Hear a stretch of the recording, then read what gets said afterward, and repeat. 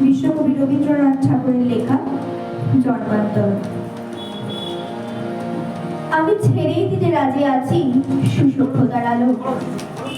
আমি চাই না হতে নববঙ্গে নবযুগের চালক। আমি নাইবা গেলাম বিলাত, নাইবা পেলাম রাজা খিলাত।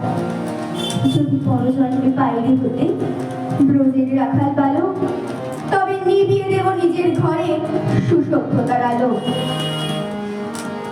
যারা নিত্য কেবল ধেনু চড়ায় বংশীপটের তলে, যারা গুঞ্জা ফুলের মালা গেঁথে পরে পরায় গলে, যারা বৃন্দাবনের বনে সদাই শ্যামের বাসি শোনে, যারা যমুনাতে ঝাঁপিয়ে পড়ে শীতল কালো জলে, যারা নিত্য কেবল ধেনু চড়ায় বংশীপটের তলে। ওরে বিহান হলো, যাবো রে ভাই, ডাকে পরস্পরে। ওরে ওই যে দধি মন্থ ধ্বনি উঠল ঘরে ঘরে। হ্যাঁ মাঠের পথে ধেনু চলে উড়িয়ে বকুল রেণু।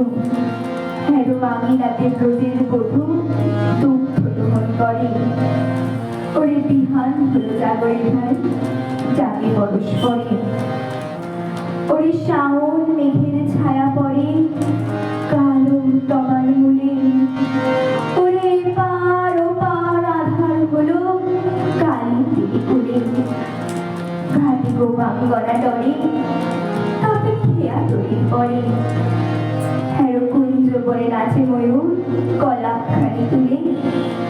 ওরে শ্রাবণ মেঘের ছায়া পড়ে কালো তমাল মূলে। মোরা নবনবীন ফাগুন রাতে নীল নদীর তীরে কোথা যাবো চলি অশোক বনে সিঁথি পুচ্ছ শিরে। চবে তোলার ফুল রশি দেবে নীলপু শাখায় কষি।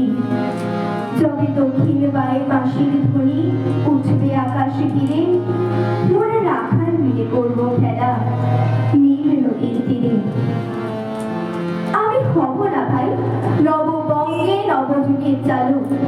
আমি জ্বালাবো না আধার দেশে সুসভ্যতার আলো।